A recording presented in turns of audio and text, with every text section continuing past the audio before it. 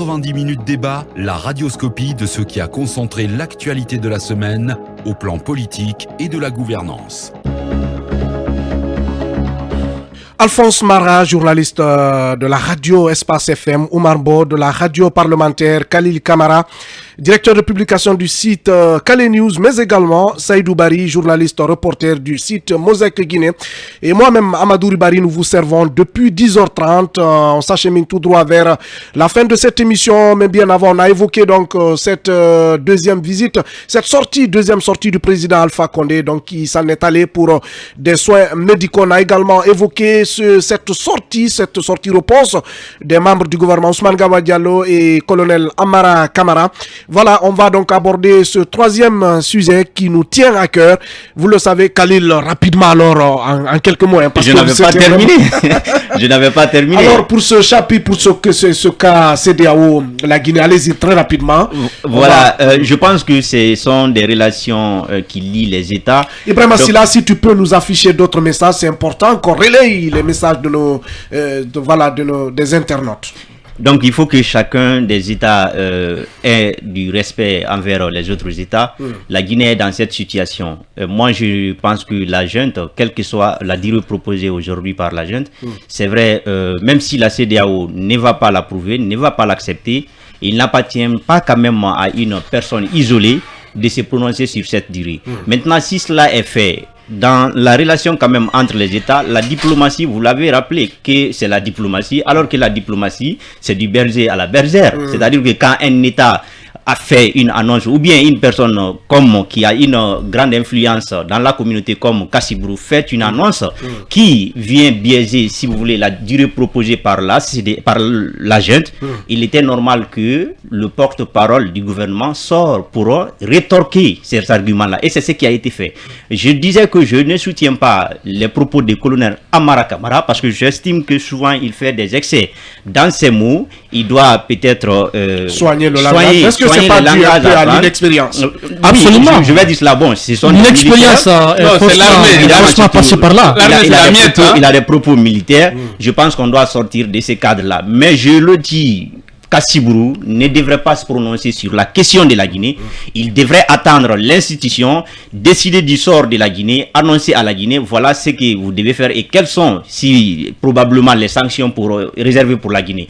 Mais en tant que personne influente de la CEDEAO, lorsqu'il sort pour faire une telle déclaration, cela déjà oriente, si vous voulez, la décision de la CEDEAO. Ça influence la décision de l'État. Nous savons. Mais il a précisé, sauf que Camara, il a précisé qu'il s'adressait à tous les trois pays où il y a eu des coups d'État, parlant de la Guinée, mais le Mali, mais aussi le Burkina. Il doit quand même comprendre qu'il n'est pas le président de ces trois pays. Il est le président d'une institution. Et ce que je voudrais dire pour terminer... Dans les trois pays sont membres, la Guinée est membre. Oui, je ne dis pas le contraire, mais Kassibrou, quand même, vous l'avez dit, c'est une personne influente au sein de la CEDEAO. Nous savons déjà d'ailleurs la position de la CEDEAO. Nous savons que la CEDEAO avait proposé pour la Guinée une durée de 15 mois. Donc si la Guinée va au-delà de cette durée, on sait déjà que la CEDEAO ne va pas l'approuver. Mais il n'appartient pas. Il fallait que cela sorte d'une décision de la CEDEAO, d'une instance assemblée de la CEDEAO. Maintenant, je pense que la junte ne ferait pas moi, je tiens un tout petit langage.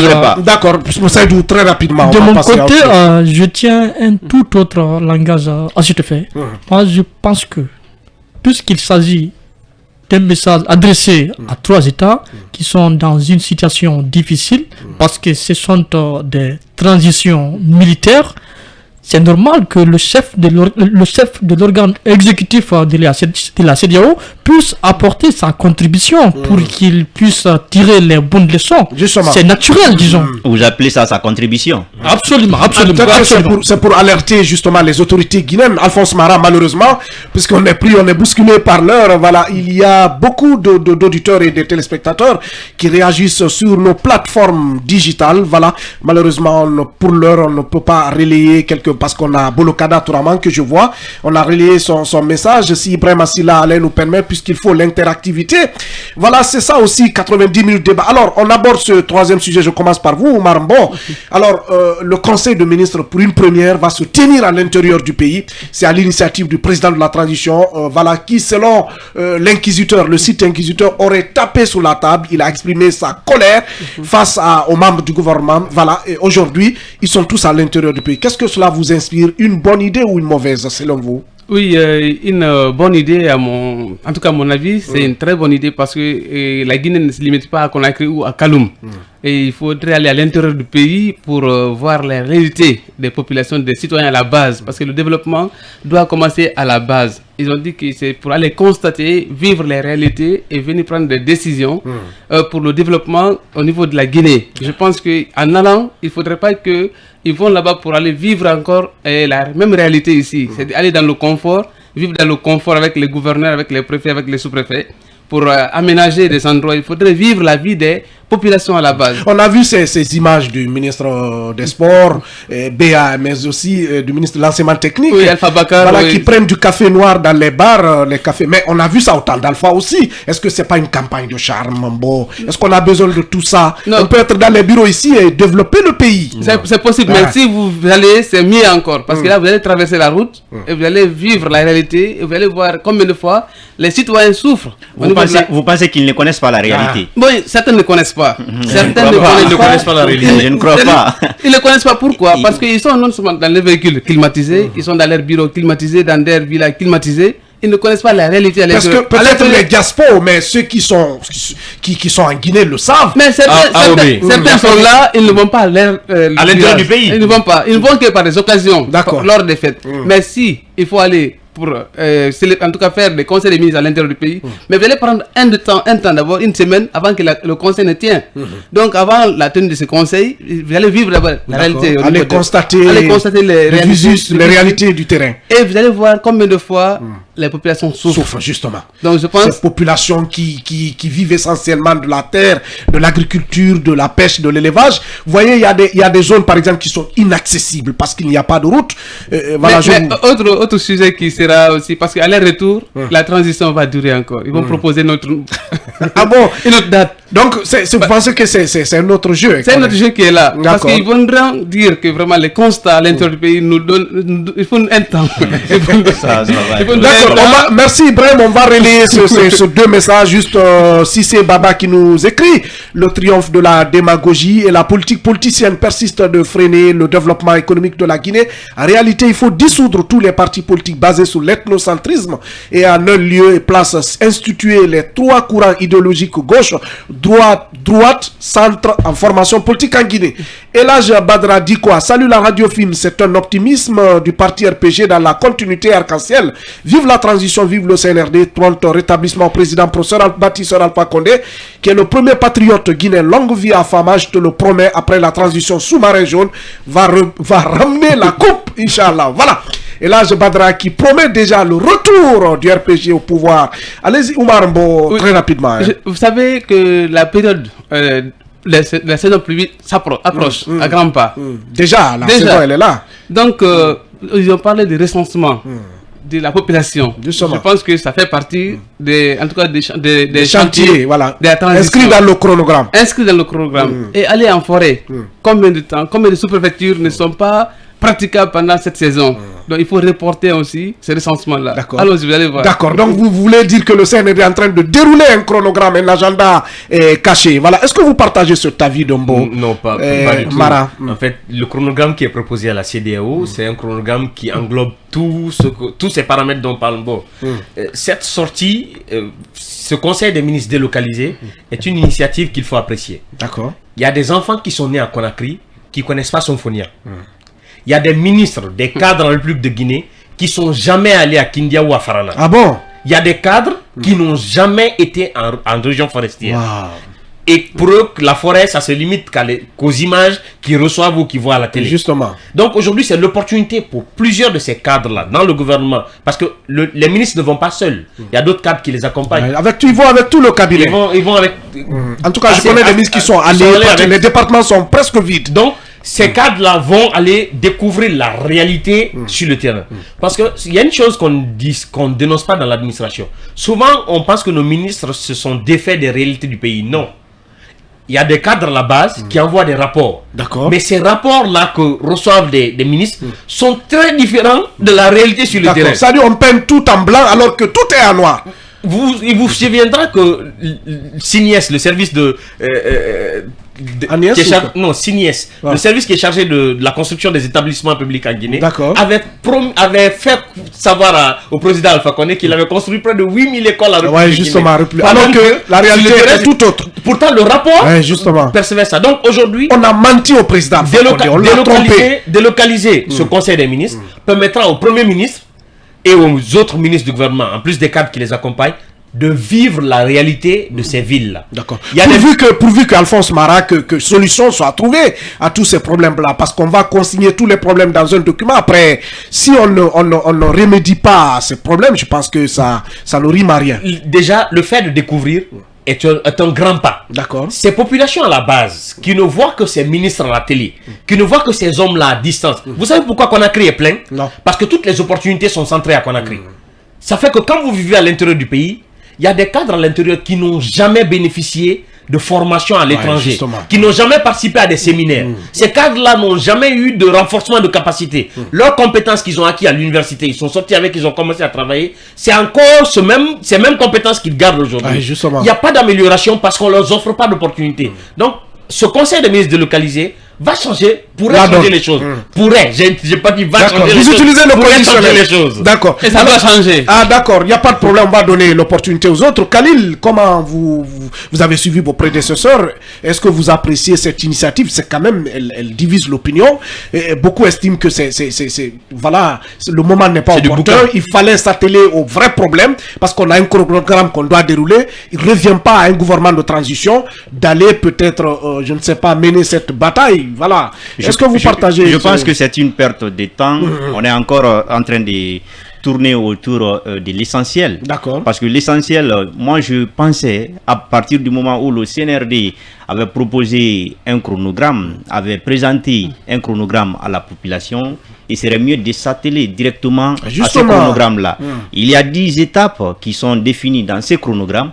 Est-ce qu'on va encore traîner à l'intérieur du pays ou bien faire face à ces étapes? La Guinée, c'est aussi l'intérieur du pays. Non, attendez, mais ça ne fait pas partie. Si. Non, attendez. Alphonse Mara, en tout cas, pour donner raison à Camara, la sortie, quelle est alors l'utilité de nommer? Parce évidemment, que le pouvoir, c'est la décentralisation. Il y a des gouverneurs, il y a des préfets. Quel est leur rôle? Je vais vous dire une chose. La sortie à l'intérieur du pays n'est pas dans le chronogramme. S'inscrit d'ailleurs dans quel cadre? Justement. On dit qu'on va à l'intérieur du pays pour rencontrer, échanger avec la population. Je pense qu'il y a eu un premier travail dans ce cadre-là. Les conseillers nationaux sont sortis pour partir à rencontrer la population et ils nous ont fait savoir que c'est à partir de ces consultations qu'ils ont proposé un chronogramme et ils ont fixé la durée de la transition. Donc pourquoi maintenant tout le gouvernement va se lever pour partir à l'intérieur du pays? Parce qu'il y a une chose, Alphonse, que vous ne devez pas négliger. C'est d'abord le coût de ces sorties. Les conseillers nationaux sont sortis, cela a coûté à la Guinée. Et ça, c'est des millions et des millions qu'on investit dans ces sorties. Et deuxièmement, nous envoyons encore des ministres. L'envoi des ministres à l'intérieur du pays, vous savez également ce que cela peut coûter à la Guinée. Justement. Donc nous sommes en train de sortir des fonds dans des travaux qui ne sont pas essentiels, dans des travaux qu'on pouvait s'en passer et partir avec le chronogramme qui a été déjà donné par la CEDEAO, par la junte. Ce qu'il faut dire, nous allons partir à l'intérieur. Quand vous dites que les membres du gouvernement ne connaissent pas la réalité de la Guinée, moi je dis non. Justement, je vais vous dire une chose. Aucun membre du gouvernement ne dira qu'il ne connaît pas, même la réalité. Béa qui vit à l'étranger, il a quand même ses parents à Sanou là-bas dans la baie. Évidemment, il va souvent. Évidemment. Et puisque nous sommes dans la transition et que déjà les travaux de chaque département sont définis, je pense que chaque ministre aurait l'opportunité de se rendre à l'intérieur du pays que de prendre tout le gouvernement en même temps, partir à l'intérieur du pays. Parce que cela est un coût pour la Guinée. Ça coûte cher et cela encore va nous faire perdre du temps au lieu de passer au chronogramme de la transition. Je pense que c'est une... Mais par contre, non. Très rapidement, on va donner la parole à Saïdou. Évidemment. Par contre, je pense que le CNRD est en campagne pour la durée de la transition. Évidemment, le CNRD va à l'intérieur pour faire adhérer la population à la durée qu'il a proposée. Et je suis tout à fait d'accord avec ce qu'a dit mon confrère. Il faut s'attendre au rehaussement même de la durée de la transition. Il se peut qu'il nous revienne avec d'autres arguments, parce que jusqu'aujourd'hui, on ne sait d'ailleurs pas où est le point du départ de la durée de la transition. Ce n'est pas encore défini. D'accord. Et nous sommes en train de contourner autour de la transition. Khalil qui joue à l'oiseau de mauvais augure. Rapidement. Alors, très rapidement, puisque... Quand le gouvernement se déplace pour Zérékoré, tous les chantiers en route, sur la route de Zérékoré, accélèrent. Ça, c'est un avantage pour les populations de Zérékoré. Quand le gouvernement se déplace pour aller à Zérékoré, Khalil, s'il te plaît, on va l'écouter. Quand le gouvernement se déplace pour aller à Zérékoré, les voiries urbaines sont automatiquement réhabilitées par les autorités sur place qui n'ont pas envie que le gouvernement trouve ça délabré. C'est un avantage pour la population. Le troisième point, les populations de là-bas, c'est aussi des Guinéens qui n'ont pas accès à Conakry, qui ne connaissent pas les membres du gouvernement. Allez au contact de ces populations-là ensemble. Transition, ce ne sont pas des élus, ce ne sont pas des gens qui ont été nommés à travers un président légitime. Ce qu'on va faire, il faut passer à l'essentiel.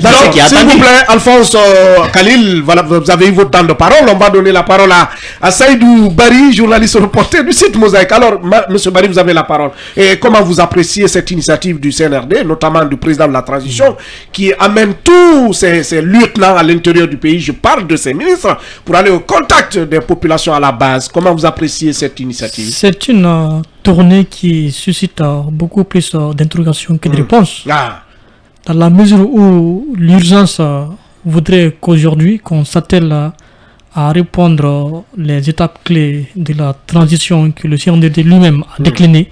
Mais posez-vous la question de savoir, est-ce qu'aujourd'hui, une visite à l'intérieur du pays ou encore des conseils de ministres qui seront désormais tournants figurent dans ce programme?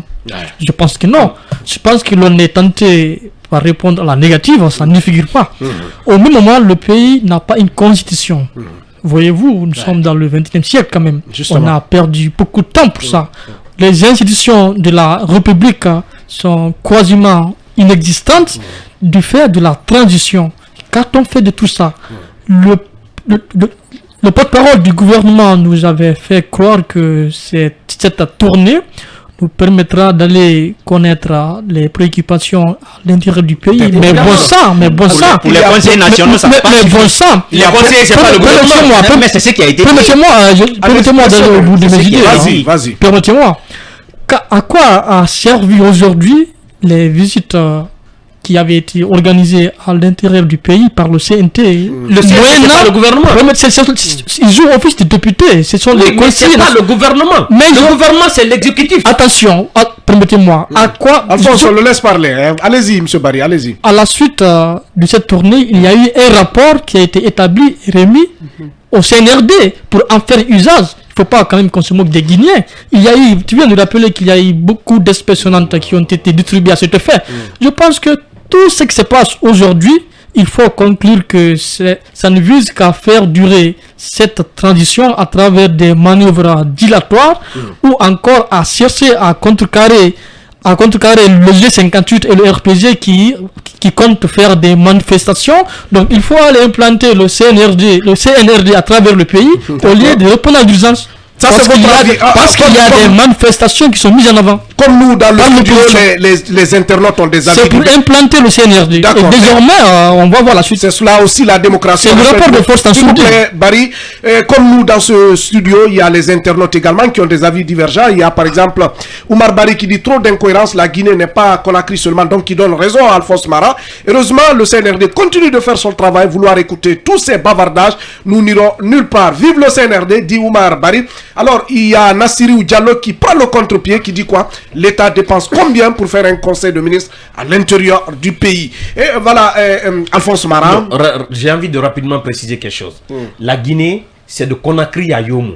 Oui, mais les services, il y a les services déconcentrés. À quoi ça sert? Est-ce que le Premier ministre a besoin d'aller prendre un café dans des kiosques à Zérekoré pour comprendre le problème des citoyens qui vivent à Zérekoré? Ça n'a aucun lien. Je dis tout simplement, ça ne vise qu'à implanter le CNRD parce qu'il y a le G58 et le RPG qui projettent des manifestations contre cette durée de la transition. Du coup, il faut aller implanter le CNRD. D'accord, rapidement. Je vais dire quelque chose de très rapidement.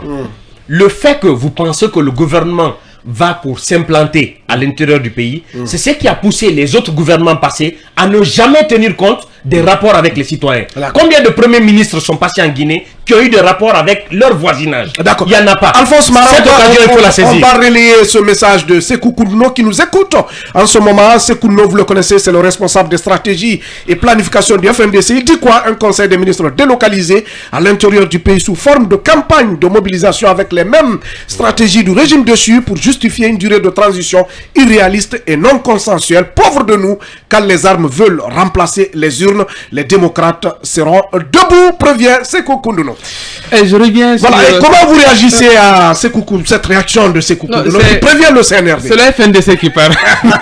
Donc je pense à ce niveau, regardez, juste les fêtes tournantes. D'accord. Allez-y à Mamou. Ça a changé la vie. Allez-y à Dabola. Là c'est différent. C'est différent. C'est pas différent. Il ne faut pas confondre les infrastructures et une campagne pour implanter le CNRD. Moi je suis d'accord que les autorités, en tout cas les dirigeants, se rendent à l'intérieur du pays. Vous savez souvent, ceux qui sont préfets, ils sont souvent dans les régions. Ils ne connaissent même pas la réalité. Ils ne connaissent même pas la réalité de leur préfecture. Ils ne sont pas en contact avec les sous-préfets sont dans les préfectures. Ils ne connaissent pas les réalités de leur sous-préfecture. Donc, à partir du moment dit-on. Non, c'est comme ça réel. On va ordonner, le réalisateur Lincoln me fait signe qu'on n'a que 3 petites minutes. Chacun de vous a juste une minute. Moi, j'ai envie de poser la question. Si aujourd'hui, on critique le fait que le CNRD se déplace vers les Guinéens, à quel moment on va avoir des Guinéens qui connaissent, des dirigeants guinéens qui connaissent notre réalité? D'accord. Surtout que sous Alpha, on a eu des députés uninominales de qui certaines villes jamais rendus, qui vivent à Conakry, qui se sont jamais rendus pour découvrir la réalité de leur région. Donc aujourd'hui, que le gouvernement parte, ne serait-ce que prendre un café dans un kiosque, au moins dans ce kiosque-là, quelqu'un aura l'opportunité de dire: ah, ici on n'a pas d'eau chaude parce qu'il y a tel. D'accord. Ces réalités, c'est important. D'accord, vous approuvez cette décision des membres du gouvernement. Khalil, très rapidement, à quoi peut-on désormais s'attendre au retour donc de ces membres du gouvernement? Est-ce qu'on peut s'attendre à la construction des centres de santé, peut-être à Panziazou ou à Molota, à Kindia? On ne sait pas trop. C'est que je sais d'abord, la sortie du gouvernement à l'intérieur du pays, dans le même sens que la sortie des conseillers nationaux, ce n'est pas le même sens. Mais déjà à nuit. Alphonse, s'il vous plaît, vous avez fini. C'est une manière. C'est une manière déjà de rejeter le rapport final présenté par le CNT. Parce que le CNT était parti pour consulter les populations, pour connaître leur population, pour connaître leur réalité. Pour la transition. Oui, pour la transition. Si nous laissons tous ces rapports, tout ce qui a été contenu dans ces rapports, et dire encore que le gouvernement va partir pour les mêmes faits, je pense que ça, c'est une perte de temps. Et deuxièmement... Rapidement, camarade, vous n'avez que... Après, oui, allez-y. Deuxièmement, le CNRD n'avait pas d'autre mission que de s'atteler aux seules étapes de la transition qu'il a présenté. L'essentiel aujourd'hui, c'est de dérouler ce chronogramme-là, ce que les Guinéens attendent de la CEDEAO. Saïdou Barry, en une minute, en une seconde, allez-y. En un mot, si vous voulez, on nous ramène une vieille recette, alors que l'urgence est là. Jamais on a été. Une transition, c'est le retour à l'ordre constitutionnel. D'accord. On se permet de faire du tourisme pendant que le pays n'a même pas une constitution. C'est l'acte achevé de la déception. Vous comprendrez que retour de ces missions, vous aurez que les besoins. Surtout chez vous à Dinguiraï, il n'y a absolument rien. On espère qu'avec cette retraite, Dinguiraï, la route au Bissikirima sera bitumée. Honnêtement. Regardez, vous allez comprendre que les besoins de ceux qui sont en forêt ne seront pas les mêmes que ceux de la Haute-Guinée. En Basse-Guinée et la Haute-Guinée et la Moyenne-Guinée ne seront pas les mêmes. Je suis d'accord avec vous. On va exprimer ses besoins et qu'en laps de temps, on va réaliser. Parce qu'il y a l'argent dans ce pays quand même. D'accord. La mission du CNT était liée au cadre des activités du CNT. D'accord. La commission de réconciliation qui a été mise en place, je ne sais même pas c'est quoi le nom qui a été attribué, a fait l'intérieur du pays. Mais son rapport ne tient pas compte de l'action du gouvernement. D'accord. Cette fois-ci, le gouvernement se déplace pour aller tenir compte des réalités, qui mettra dans son calendrier. Parce que le calendrier du gouvernement ne tient pas compte des 10 points. On est pris par l'heure. Les 10 points ne sont pas les activités. À quoi alors a servi la consultation nationale? On me fait signe. Continuez ce débat chez vous. En tout cas, nous ici, c'est fini à réaliser cette émission. Ibrahim Assori, Lincoln Souma, mais aussi Benjamin Guilavogui à la technique. Le côté streaming a été géré par Ibrahim Assila. Merci pour votre fidélité. Ne quittez pas, vous le savez, FIM FM. C'est l'info en continu. Nous souhaitons bon séjour à Boubacar Diallo du côté du Caire.